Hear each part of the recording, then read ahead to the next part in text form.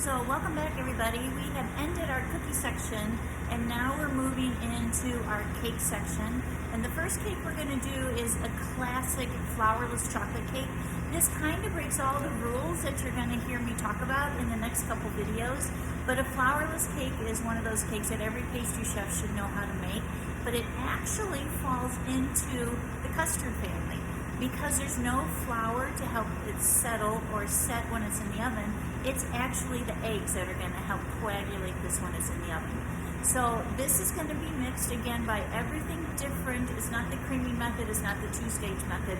You'd almost call it the flour batter method. So what I'm going to do as soon as I start mixing is I have to do the foam method.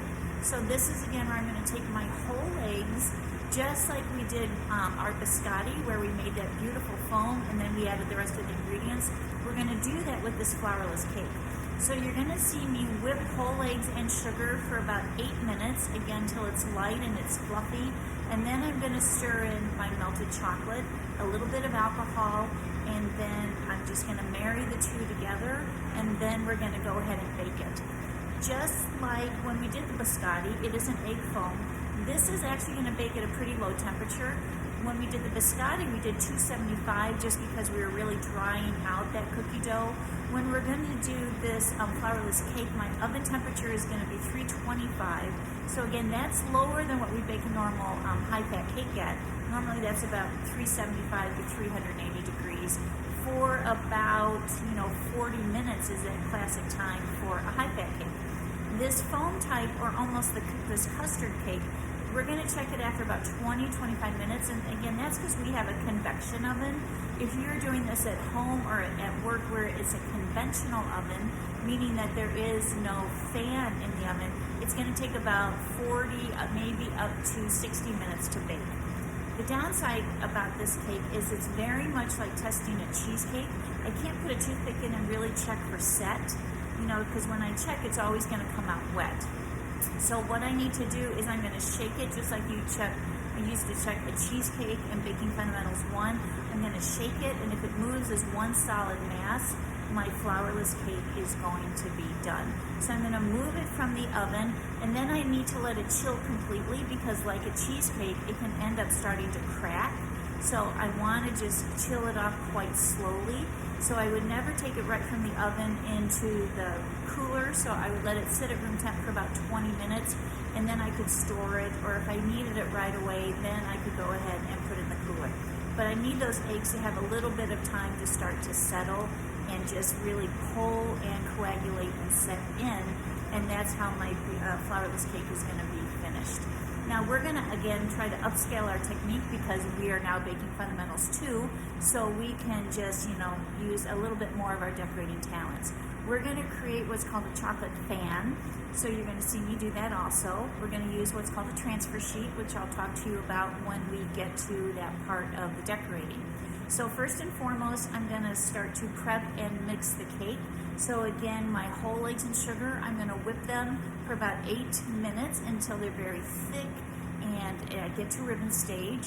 And then I'm going to slowly mix in my melted chocolate and my alcohol. Remember, just like when you did the biscotti, anything that's hot should chill off to almost just above room temperature. So the perfect temperature for me to add this chocolate is going to be about 90 to 100 degrees. I don't want to take it right off the stove and then add it into my eggs because, yes, that's correct, my foam will end up deflating. So the first thing I'm going to do is start my chocolate melting. When I pull that off the stove, then I'm going to start to whip my eggs and my sugar, and then I'll have perfect timing when my eggs are at ribbon stage, and then my chocolate will be completely cool. So it's going to be a fun day today. We're going to do this, and we'll do a marble pound cake today, and that will get us into the classic high-fat cakes where we have to actually do a lot of mixing. But first, flourless chocolate cake. So we're ready to start our mixing. So I have my 7 eggs. I'm going to go ahead and put them in the bowl. Remember, when you're doing ribbon stage, you want to whip on the machine. I'm slowly going to turn the machine on low, and then just like we did the biscotti, we're going to go ahead and add this granulated sugar counting to 10. Again, just making sure that it just doesn't settle to the bottom of the mixing bowl. And then I'm going to turn it up to high. And remember, I'm looking for ribbon stage. And that's where the eggs and the sugar become quite light in color and quite thick in texture. So all my sugar's in. I'm going to turn up the machine, and then we'll check back with this in about 8 minutes.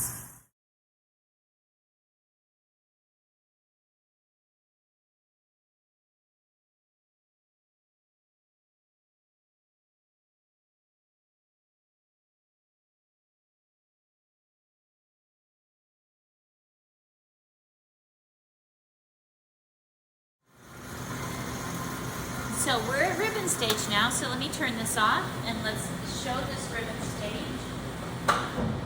Let's show what this ribbon stage looks like. Let me just move my mixer.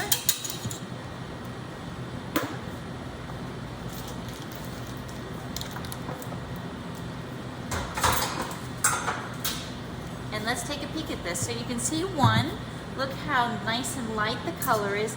And then look at this foam. You can see that it's sitting on the surface just about 2 to 3 seconds, and it kind of holds that ribbon. So we are good to go. My next step is I'm going to add my melted chocolate. Again, I melted the chocolate and the butter in the formula, and it has had a chance to cool off now. So I'm actually going to reverse tendencies. Normally you want to add the chocolate to the foam. I'm going to go the other direction because my chocolate is already in this mixing bowl. So I'm just going to pour this right on top. Making sure to get all of that foam. Because again, this is what's going to help my cake set in the oven. Remember, this almost falls into the custard family. And I'm going to add my Kahlua. And then I'm gently going to fold this. So again, you can see my spatula goes into the middle of the bowl, and I'm rotating the bowl. I'm not using a wire whip because I don't want to deflate this too much. And what I'm looking for is to make sure that I don't see any dark chocolate streaks or any egg foam streaks. So I usually have to go around just about 10 times. You can see the batter's becoming a little bit more uniform. And I'm trying to do that gentle fold. And in the meantime, while my eggs were whipping, I went ahead and prepped my 9-inch cake pan. And all I did was I went ahead and put a parchment circle down, and then I sprayed the parchment circle just to make sure that the cake releases. So you can see I'm still pulling up some dark chocolate. Every once in a while you'll see me sweeping the sides of the pan. Again, that's just to make sure that I get a nice even fold. And I'm almost there. You can see my batter's nice and shiny, very glossy. I don't see a lot of egg yolk streaks, but I still see some dark chocolate streaks. So just a couple more times, and look at that, this looks beautiful. Okay, so I have my cake pan ready. So parchment is down. I went ahead and I sprayed it, and now I'm going to go ahead and fill my cake batter in. I probably should have turned my bowl the other direction. Sorry, guys. As much as we try, this is not Food Network. We don't have, anyone to do my editing or, to hold the camera. But here we go. Look how nice that is. Very fluffy. And so again, this is going to go in my 325 oven. I'm going to check it after 20 minutes. It should shimmy like a cheesecake, just like you learned in Baking Fundamentals 1. Remember, I cannot toothpick it because it's always going to test wet. And then once it's done, I'm going to pull it out, let it rest and come to room temperature. And then we're going to come back and I'm going to show you how we're going to garnish it. So let's work on our flourless torte. So it's been out of the oven. I cut around the edge, and so I'm just going to lift off my cake pan, and I'm going to remove my parchment paper. So most places in a restaurant, they would just now portion control this, maybe serve it with some raspberry jam, maybe with some chantilly cream or a scoop of ice cream. I just want to upscale our look a little bit, just so, show off a little of our skill set. So what we're gonna do is some chocolate fans. So I'm gonna put this aside, and I'm gonna introduce to you, this is what is called a transfer sheet. So this transfer sheet is nothing more than a colored cocoa butter pattern on one side, and then this is the rough side, and this is where the chocolate goes. So we have a smooth side, we have a rough side. We want the melted chocolate to be about 90 degrees when it goes on this transfer sheet. If it's much warmer than that, it's actually gonna melt the pattern, and then it will just start to smear and we'll lose that pattern. Now these transfer sheets, you can buy them online. They run about $1 a sheet, so we try to be pretty careful with them because they do get a little bit on the pricey side. Now, what we want to do is add some chocolate to this. So this is coating chocolate. This is the same thing that you've used in Baking Fundamentals 1. And this is the same type of chocolate that we used when we were dipping our butter cookies. We want to put about 3 ounces down because we want the perfect thickness to be just under 1/4 of an inch. Now it looks like I'm saucing a pizza. If it goes too thick, the tooth has a hard time biting it. And then you end up kind of having to use your side teeth to actually eat this. And that's not what we want. So what we want to do now, my chocolate is spread nicely. We want to let this start to set up until it's just about tacky. It will lose its shine, and that will tell us that the chocolate is ready to cut. So I actually have one poured, so I'm just going to set this one aside.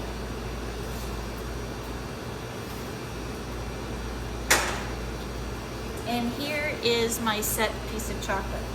Now, again, I want to make beautiful chocolate fans. They're going to be triangles, but what we need to think about is we have a 9-inch cake, and so that the fans don't start to overlap and they meet in the middle, we need to cut the fans a little bit smaller. So I have now an 8-inch cake pan. Then I'm going to put right on my chocolate, and I'm going to use my sharp knife, and I'm just going to draw a line. And then I'm going to lift this up. I'm not going to keep this cake pan on the whole time because I don't want to end up cracking my chocolate. So I made my cut, and now I'm going to cut all the way through.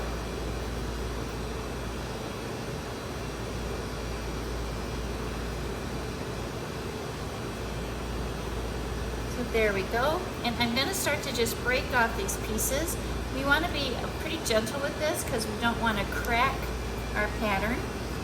So you can see once we cut it, see how that chocolate pattern just goes right onto it. So this will just make this come to life. There are so many transfer sheets out there. You can pick any pattern. When we're in class, we might do a different pattern than this. I just wanted to pick one that was nice and bright and that would show up on the camera. So maybe as a class, we'll decide what type of transfer sheet we want to use. Now this chocolate that I'm peeling away, we're going to just remelt this because this is still good. We never want to throw it away. So this would just go right back in the bin. Now what I want to do is portion control. So the first thing that I should do is take my knife, and I'm just going to draw a line from 12 o'clock to 6 o'clock. I'm not cutting all the way through yet. I'm going to rotate this, and I'm going to do the same thing, 12 o'clock to 6 o'clock. Now my goal is now to take each one of these and divide it into thirds so that I end up getting 12 pieces. After I get them scored, then I'm going to come back and I'm going to cut all the way through. I don't go all the way through just in case I messed up my markings. Since this is the bottom side, no one would ever see it. Now I'm going to come back and cut through. Now you'll notice I have not refrigerated this chocolate at all. If I were to do that and then I start scoring, you know what's going to happen? This chocolate would start to splinter and it would start to break on me. So I keep it on the soft side until I get all my cuts done. And then what I'm going to do is move this to the cooler, because before you ever unmold a transfer sheet, it should always go under refrigeration, because cocoa butter likes to be cold before it peels away. So now I'm going to just take this and put it right into the fridge, and then we're going to prep our cake to put our chocolate fans on. The transfer sheet only needs to go to the cooler just about 5 minutes.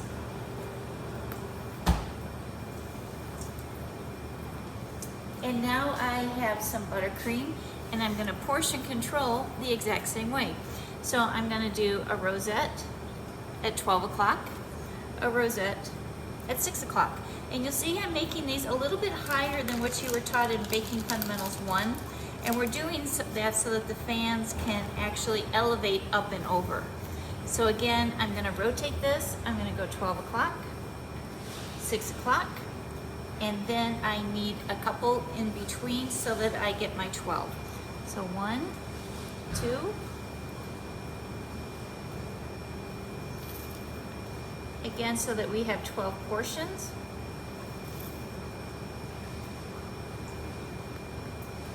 And then there we go. So I'm gonna put some gloves on because once my fans come out, I'm gonna be using the presentation side, and a customer never wants to see fingerprints. So you're gonna see me, I'm just putting these gloves on. Whenever we do final chocolate work, guys, always put the gloves on. I'm gonna take my transfer sheet out of the cooler, and I'm just gonna start to lift these off. And look, here's my first piece. I'm gonna put it to the right-hand side. And you can see I'm putting it right to the edge of the cake, and it's at a 45-degree angle. I take my next one, and you can see I'm gonna do the same thing. I'm just angling these so that they meet in the middle. And you can see now why I made that rosette so tall, so that again, I get some nice height to this. So I'm just gonna go all the way around. And now what I've also done is I have marked this for portion size. So everybody gets a rosette, everyone gets a triangle. And then the wait staff or the banquet staff, or if someone buys this whole from a bakery, they'll know exactly what the portion size should be. Now granted, this is very rich, so if you think the portion size is too big, a customer could always just take that plaquette off the fan and then go ahead and just cut whatever sizes that they want, because it is a bit on the rich side, which is why people will serve it, you know, with some ice cream or raspberry sorbet or raspberry sauce, again, just to take away a little bit of the richness. Now, if you're not happy with where everything meets, I'm fine with that. You could come back and you can put a little rosette right in the center just to cover up where they meet. So this is our flourless chocolate cake, and again, this was made by creating the egg foam with the whole eggs and sugar. We whipped it, we melted the butter and the chocolate, and then we cooled it again to about, you know, maybe 100, 105 degrees, and then we stirred it together, we baked it. The oven is really low, 325, because again, it's a custard base, meaning there's no flour to tighten it, it's only the protein coagulation of the eggs. And then in class, we'll be doing the same pattern, and we'll have a finished flourless chocolate cake. Now the food cost on this is probably, I want to say, about $6, but we could turn around and sell this for about $38 or $40. So it's a nice little money maker for us. Okay, so this is what we're going to be doing in class, and I'll see you when we get there. Okay, thanks.